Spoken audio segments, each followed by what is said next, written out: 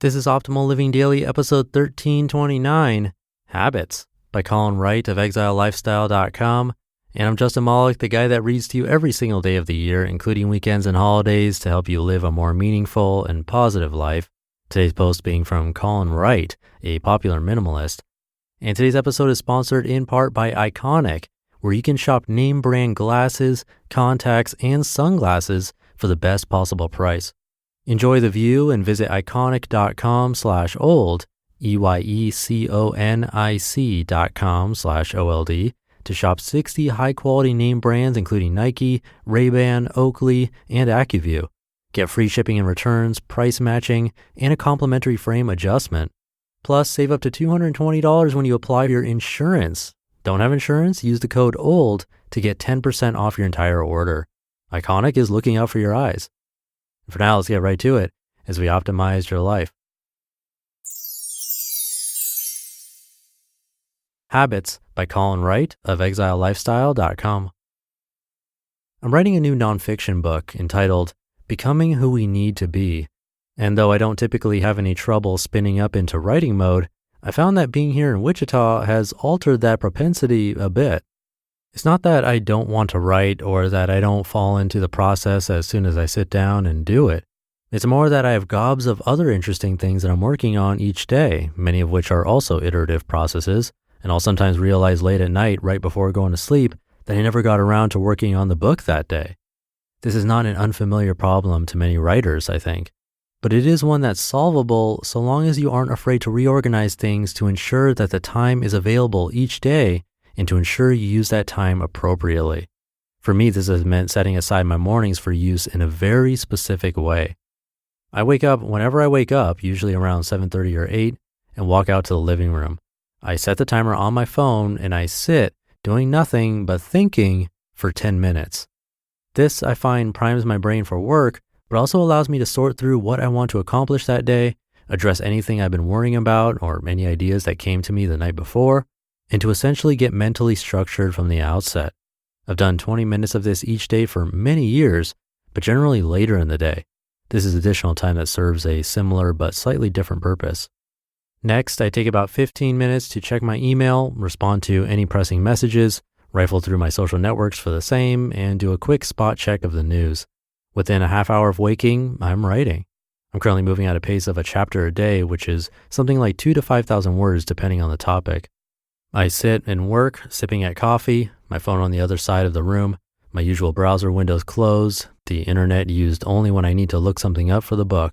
When I finish the chapter, I move on to other work-related tasks and keep going like this until noon. The only real difference between this routine and what I had already been doing is that it has front-loaded my work to the beginning of the day, which solved the aforementioned problem of not getting around to working on the book. It also solved another problem I hadn't been consciously aware of until it was solved.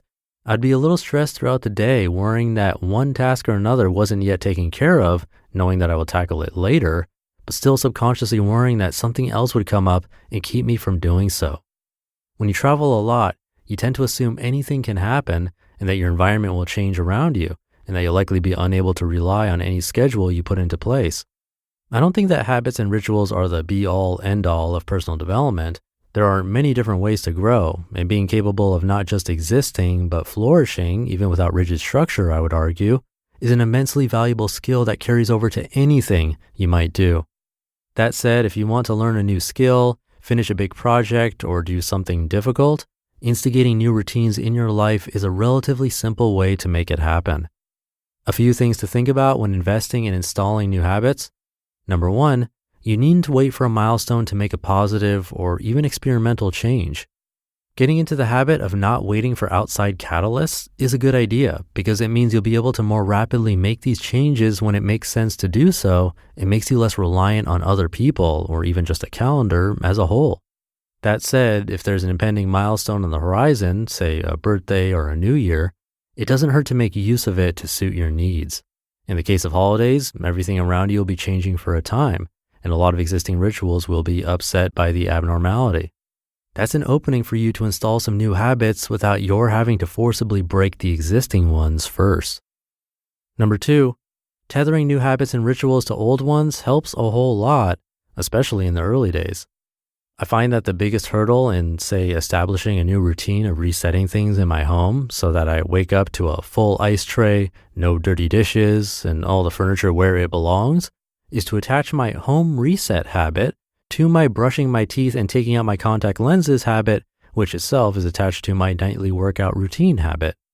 You may still have to force yourself to perform that new task if it's something that seems cumbersome or unpleasant in the moment, but this tethering at least makes it less likely that you'll just outright forget to do it. And until you've successfully done something a dozen times in a row, forgetting is likely. Number 3, set a date to check in and see if this habit you've established is worth continuing. This is a valuable thing to do for a few reasons. First, it makes the initial instigation of the habit a little easier because it doesn't feel mentally heavy, like a task you're adding to your life forever. Second, it makes the whole effort an experiment because you'll be checking at that predetermined date whether it's actually worth your continued time and effort or if it's better swapped out for something new or removed completely. Third, it gives you a chance to upgrade the habit at a preset time if it's proving to be useful.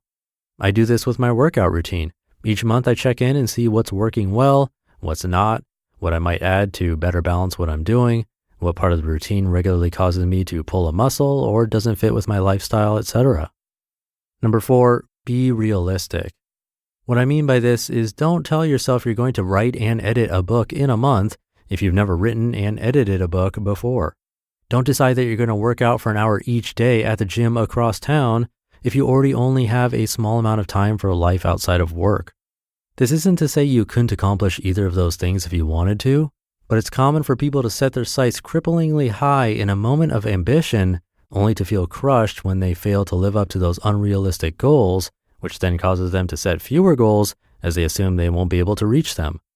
Being realistic then means setting goals you know you can accomplish and then increasing them with time iteratively as it makes sense to do so. It also means aligning your goals with your lifestyle and situation. Maybe don't say you'll do an hour at the gym across town and instead say you'll do 15 minutes a night of body weight resistance exercises at home. And then maybe consider the full-on longer gym experience if you find it worthwhile to adjust your schedule to suit such ambitions later on. And number 5, pursue worthless things. A large number of the tasks I do for a living today at one time were just casual hobbies. A large number of the activities I do in my free time today are random skills I picked up on a whim and which now are immensely valuable for the happiness I derive from them. Don't relegate habit and ritual building to only money-making, productivity-enhancing facets of your life. Learn to play guitar or the djembe. Read more fiction and watch the Criterion Collection. Learn to cook. Visit national monuments. Set aside time to play board games each month. Ambition is wonderful. Be sure to apply some of it to metrics of success and happiness and fulfillment beyond those that are directly business related. Grow roundly, not in only one dimension. You just listened to the post titled Habits by Colin Wright of ExileLifestyle.com. And I'll have some comments of my own, but first, today's episode was sponsored in part by Iconic, where you can shop name brand glasses, contacts, and sunglasses for the best possible price. Iconic seamlessly connects your eyewear, your vision insurance coverage, and your doctor's expertise with their network of over 38,000 eye doctors. Use their virtual try-on tool to see yourself in your favorite pair of glasses. That's what I did. It's super cool. And I ordered my pair. It came in fast. It was the perfect experience. Enjoy the view and visit iconic.com/old. That's EYECONIC.com/OLD to shop 60 high-quality name brands, including Nike, Ray-Ban, Oakley, and AccuView. Get free shipping and returns, price matching, and a complimentary frame adjustment. Plus, save up to $220 when you apply your insurance. Don't have insurance? Use the code OLD to get 10% off your entire order. Iconic is looking out for your eyes. And these were great tips from Colin. I know I've said this before because I was just talking to someone who brought it up, but these tips are the best ways that I've been able to get habits to stick long term, like for my exercise or for my language learning.